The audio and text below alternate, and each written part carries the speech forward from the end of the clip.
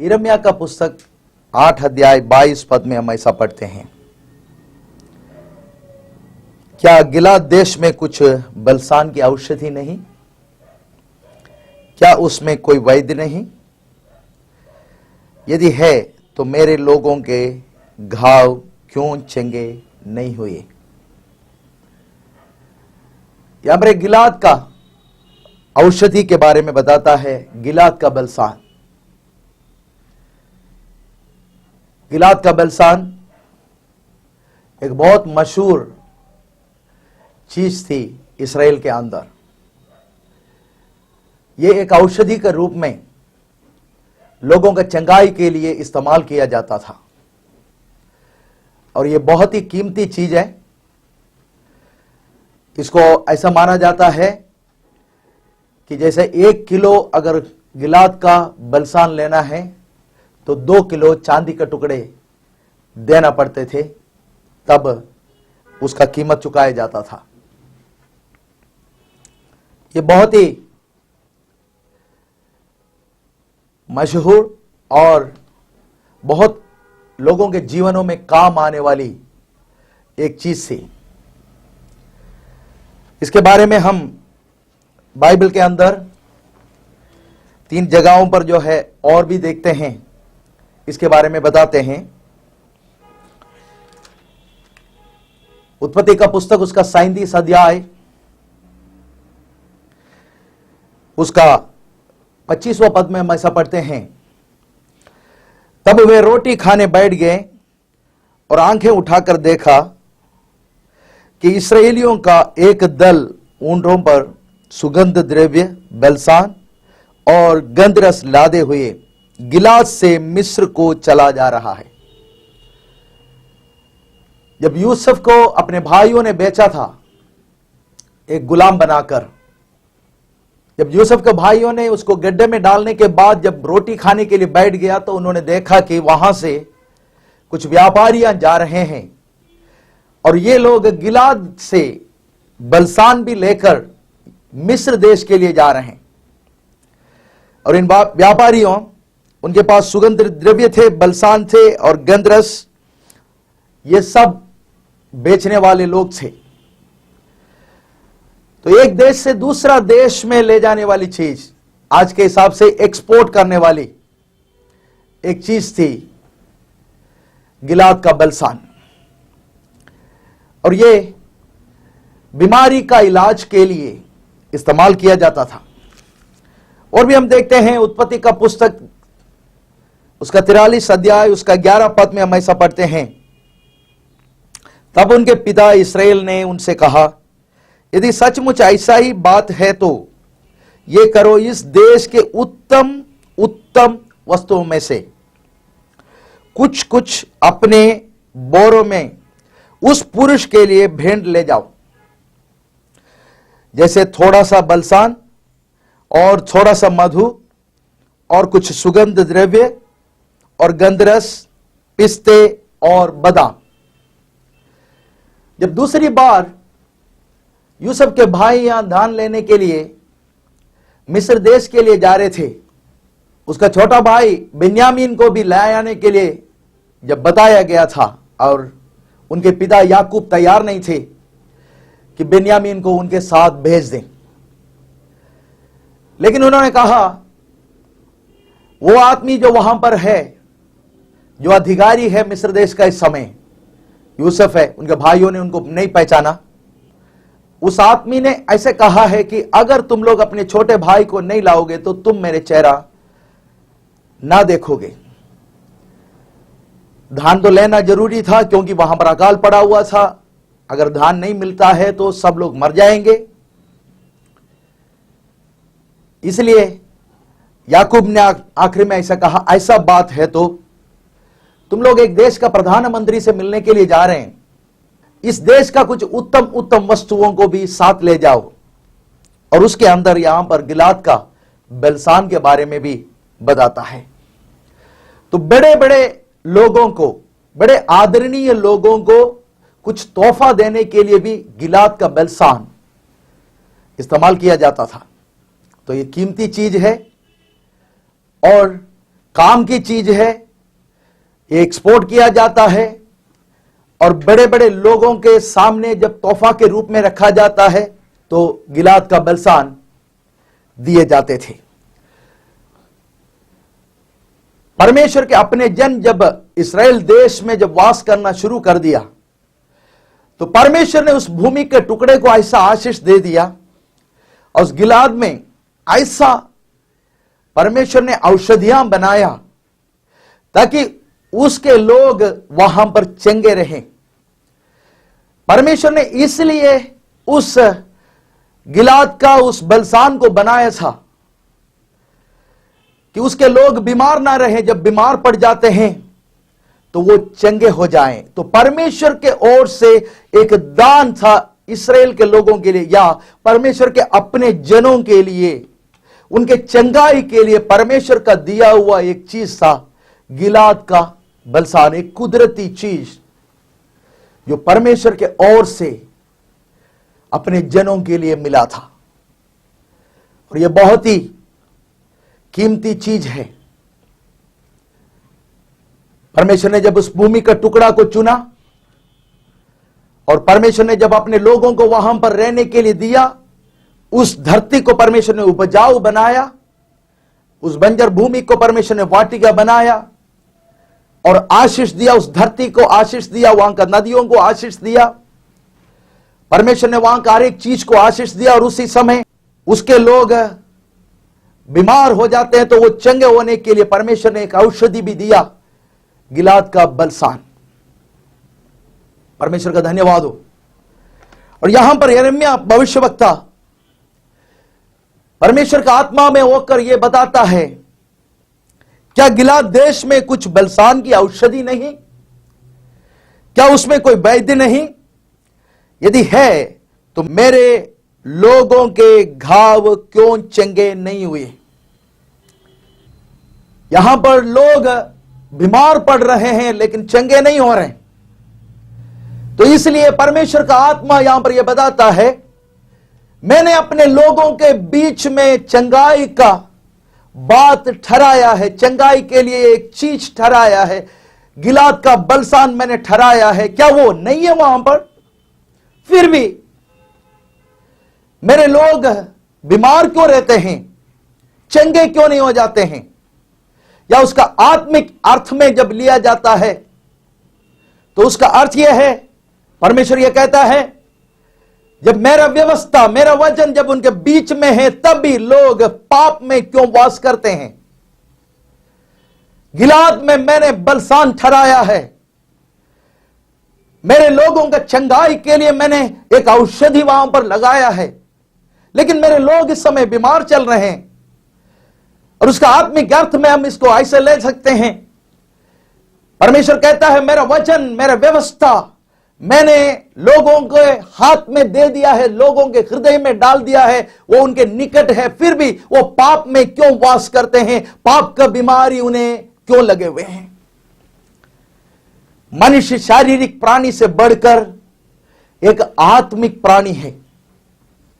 एक आत्मिक प्राणी शरीर में वास करता है, वो है मनुष्य। बहुत सारे समस्याएं आज मनुष्य के जीवन में हैं। उसके मानसिक समस्याएं हैं, उसके भावनाओं में समस्याएं हैं, उसके शरीर में समस्याएं हैं, उसके परिवार में समस्याएं हैं, सामाजिक समस्याएं हैं। लेकिन इन सब का जड़ आध्यात्मिक बात है, क्योंकि असली में जो समस्या है वो शारीरिक नहीं, मानसिक नहीं, पारिवारिक नहीं, सामाजिक नहीं, भावनात्मक नहीं, बल्कि आत्मिक समस्या है।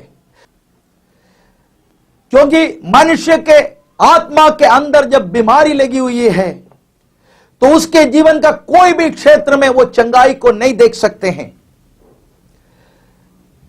पाप है मनुष्य का जीवन का सारे बीमारियों का जड़ जो है, और पाप वो है परमेश्वर के विरुद्ध में करता हुआ परमेश्वर का आज्ञा का उल्लंघन को है पाप बोलते हैं। परमेश्वर ने अपना व्यवस्था दिया, परमेश्वर ने अपना वचन दिया। इस धरती में मनुष्य किस रीति से जीवन बिताना चाहिए, परमेश्वर के साथ लगे रहने के लिए, परमेश्वर के साथ जीवन बिताने के लिए, इस धरती में परमेश्वर के इच्छा के अनुसार जीवन बिताने के लिए परमेश्वर ने अपना वचन इस धरती में दे दिया है। और उस वचन का एक एक उल्लंघन है पाप।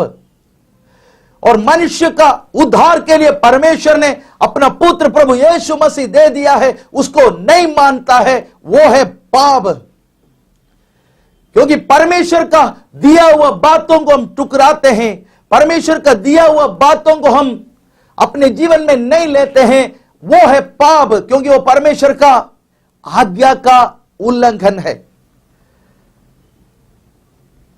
हम तो आइटम वाइज ऐसे कहते हैं ये सब पाप है, हत्या करना पाप है, व्यभिचार करना पाप है। एक एक बात को जो है हम देते हैं, जो मोटी मोटी बातें हैं उसको हम उठाते हैं और उसके बाद बोलते हैं ये सब पाप है। लेकिन मनुष्य हर एक बात जो परमेश्वर के वचन के विरुद्ध में, परमेश्वर के इच्छा के विरुद्ध में, परमेश्वर के हृदय के विरुद्ध में जो कुछ बातें इस धरती में करते हैं वो सब पाप है। और वो कब हुआ है उसको पता लगने के लिए हम अपने अंधकरण से पूछेगा तो बता देगा। वो कितने बार हमारे अंधकरण ने, हमारे विवेक ने हमें दोषी ठहराया है, हमें सोने नहीं दिया है, हम बिस्तर पर करवट मारकर रात भर जो बिताया है, वो हर एक घटना जो अच्छा करना चाहिए था नहीं किया, जो बुरा करना नहीं चाहिए था और कर दिया।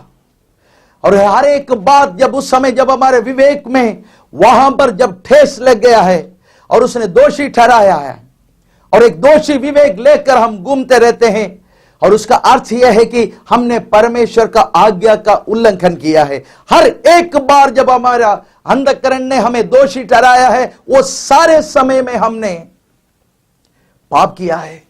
इसलिए हमारा अंदर की आत्मा रो रही है। हमारी आत्मा परमेश्वर का उस आज्ञा का उल्लंघन को सह नहीं पाती है, इसलिए आत्मा रो रही है। वो है हमारे शरीर में, हमारे मन में सब हमें देखने के लिए मिलता है जो हमें अच्छा नहीं लगता। हमारा चेहरा उदास हो जाते हैं, हमारा चेहरा उतर जाते हैं, हमारा शरीर बीमारी लग जाते हैं। भजन संहिता उसका 38 अध्याय उसका 3 पद में हम ऐसा पढ़ते हैं, तेरे क्रोध के कारण मेरे शरीर में कुछ भी आरोग्यता नहीं, और मेरे पाप के कारण मेरी हड्डियों में कुछ भी चैन नहीं। तो यह है मेरे प्रियो, हमारे शरीर में, हमारे मन में, हमारे परिवार में, हमारे समाज में जो भी कुछ आज हम झेल रहे हैं, हमारे जीवन में, हमारे परिवार में, हमारे समाज में पाप राज कर रहा है, इसलिए हमें चैन नहीं होती है। और परमेश्वर कहता है, गिलाद में मैंने बलसान बनाया है ताकि मेरे लोग चंगा रहें। परमेश्वर ने अपने जनों के लिए गिलाद में औषधि लगा दिया, वहां पर बलसान, गिलाद का बलसान लगा दिया परमेश्वर ने, ताकि वहां के लोग चंगा रहें। और परमेश्वर का प्रबंध है ये, आज भी ये प्रबंध इस दुनिया में है। आज से करीब 2000 वर्ष पहले परमेश्वर ने अपने पुत्र को मनुष्य के लिए गिलाद का बलसान बनाकर इस धरती में भेजा। यशायाह का पुस्तक उसका 53 अध्याय उसका 5वां पद में हम ऐसा पढ़ते हैं, परंतु वो हमारे अपराधों के कारण घायल किया गया, वे हमारे अधर्म के कामों के कारण कुचला गया, हमारी ही शांति के लिए उस पर ताड़ना पड़ी कि उसके कोड़े खाने से हम लोग चंगे हो जाएं। और परमेश्वर का प्रबंध यह है मेरे प्रियो, आज दुनिया के लिए परमेश्वर यह चाहता है कि हर एक व्यक्ति भला चंगा रहे। आपके जीवन के बारे में परमेश्वर यह चाहता है कि आप भला चंगा रहें। और आप भला चंगा रहने के लिए, अगर परमेश्वर ने इस्राएल के लोगों के लिए गिलाद में बलसान दे दिया है, आपके लिए प्रभु यीशु मसीह दे दिया गया है। हमारे अधर्मों जो हमने परमेश्वर के विरुद्ध में जितना काम किया है, अब एक दोषी विवेक लेकर घूमने की कोई जरूरत नहीं। अंधकरण में घायल होकर, नींदराम होकर जीने की कोई जरूरत नहीं। उस पाप का बोझ को अपने जीवन में लेकर जीवन बिताने की कोई जरूरत नहीं, क्योंकि परमेश्वर ने अपने पुत्र को इस जगत में भेजा और वो जब एक बलिदान हुआ कालवरी के क्रूस पर, लिखा है प्रभु यीशु मसीह इस धरती में आने से करीब 700 साल पहले जिंदा रहता हुआ यशायाह नबी के द्वारा परमेश्वर ये वाणी दे दिया है, परंतु वो हमारे ही अपराधों के कारण घायल किया गया। प्रभु यीशु मसीह सिर से लेकर पांव तक घायल हो गया। सिर पर उसके कांटे के मुकुट रखा गया, उसके हाथों में कीलें ठोकी गई, उसके पांवों में कील ठोकी गई, उसके पीठ पर एक कम 40 कोड़े मारे गए, उसके छाती पर भाला मारा गया, सिर से लेकर पांव तक वो घायल हो गया। प्रभु का वचन कहता है गिलाद का बलसान बनकर इस धरती में परमेश्वर का पुत्र प्रभु यीशु मसीह आ गया। हमारे अपराधों को अपने ऊपर उसने ले लिया, वो घायल हो गया, उसने वो कीमत चुका दिया। सिर से लेकर पांव तक वो घायल होकर हमारे अपराधों का कीमत उसने चुका दिया। जैसा एक गुलाब के फूल को नीचे गिराकर जैसे कुचला जाता है, वैसे ही जगत का त्रादा उद्धारकर्ता परमेश्वर का पुत्र कुचला गया। यहां पर लिखा है हमारे ही अधर्म के कामों के कारण वो कुचला गया, हमारे अपराधों के कारण वो घायल किया गया, हमारे ही अधर्मों के कारण वो कुचला गया। और हमें पता है आज दुनिया में बहुत लोगों के पास शांति नहीं है। अपने जीवन के अंदर देखे तो शांति नहीं है, परिवार के अंदर देखे तो शांति नहीं है, जहां पर कामकाज चलते हैं वहां शांति नहीं है, जहां पर सफर करते हैं वहां पर शांति नहीं है, जहां पर समाज में रहते हैं वहां शांति नहीं है। अशांति इस धरती को घेर लिया है और परमेश्वर का वचन यहां पर कहता है कि हमारे ही शांति के लिए उस पर ताड़ना पड़ी। जैसा उसके ऊपर ताड़ना किया हो ऐसा लगा लोगों को। दुनिया को लगा कि प्रभु यीशु मसीह के ऊपर ताड़ना हो गया है, उसके कोई गुनाहों के कारण नहीं, उसके कोई अधर्मों के कारण नहीं, उसका कोई अपराधों के कारण नहीं, हमारे जीवनों में, हमारे परिवार में, हमारे समाज में शांति के लिए उसके ऊपर ताड़ना पड़ी। और उसके बाद लिखते हैं उसके कोड़े खाने से हम लोग चंगे हो जाएं। उसके कोड़े खाने से हम लोग चंगे हो जाएं। उसके पीठ पर 39 कोड़े मारे गए। जैसे हल चलाया हो वैसा उसका शरीर फाड़ दिया गया। एक एक कोड़ा जब उसके पीठ पर मारा, अनेक हड्डी का टुकड़ा या लोहे का हुक उसके शरीर के अंदर घुस गया और जो कोड़ा मारते उसको खींच लिया, उसके शरीर को फाड़ दिया, हमारे रोगों को उसने सह लिया। इसलिए भजन संहिता 103 उसका 3 पद में हम ऐसा पढ़ते हैं, वही हमारे सारे अधर्मों को क्षमा करता है, हमारे सारे रोगों को चंगा करता है। परमेश्वर का पुत्र जो ऊंचे पर विराजमान था, जो सिंहासन पर विराजमान था, वो कालवरी के क्रूस पर कूटा गया, तोड़ा गया। वहां पर एक औषधि जैसा बनाया जाता है, वैसा वो सिर से लेकर पांव तक घायल हो गया।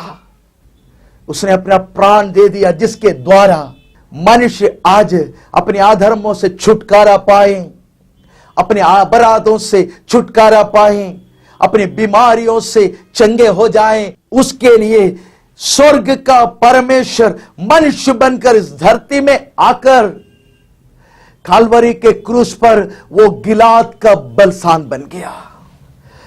अगर परमेश्वर ने अपने जनों को इस्राएल के अंदर गिलाद का बलसान दिया है, आज दुनिया में सभी के लिए सभी लोगों के लिए, जो भी उसकी तरफ देखते हैं, पुकारते हैं, उन सब के लिए परमेश्वर ने अपने पुत्र प्रभु यीशु मसीह दे दिया। वो गिलाद का बलसान है, वो औषधि है। इसलिए भजन संहिता 30 अध्याय उसका 2 पद में हम ऐसा पढ़ते हैं, हे मेरे परमेश्वर यहोवा, मैंने तेरी दुहाई दी और तूने मुझे चंगा किया है। जो भी उसकी तरफ देखकर पुकारते हैं, उसको चंगा करने वाला परमेश्वर, उसके मन में, उसके शरीर में, उसके भावना में, उसके परिवार में, उसके समाज में चंगाई देने वाला परमेश्वर, वो स्वर्ग का परमेश्वर, स्वर्ग का ज्योति, आगम में ज्योति में रहने वाला, अमरता केवल उसी का है। सनातन परमेश्वर, सर्वोच्च परमेश्वर, अनादि काल तक रहने वाला परमेश्वर, अत्यंत महान परमेश्वर, करुणामय दयालु परमेश्वर, गिलाद का बलसान बनने के लिए, मानव जाति का उद्धार के लिए, मानव जाति का चंगाई के लिए, गिलाद का बलसान बनने के लिए इस धरती में उतर आया। काल्वरी के क्रूस पर वो हमारे लिए एक गिलाद का बलसान बन गया। वो आज आपके लिए गिलाद का बलसान है। वो कीमती है, वो महान है। वो कब्र में चला गया, लेकिन तीसरा दिन वहां से वो जी उठा, जिंदा है, जीवित परमेश्वर है। जब आप दुहाई देते हैं, आपको चंगा करने वाला परमेश्वर है। वो महान परमेश्वर आज आपको स्पर्श करना चाहते हैं। क्या आप अपना दिल उसकी तरफ उठाएंगे? आप वो गिलाद का बलसान, वो गिलाद का बलसान बनकर आज आपके पास आया है।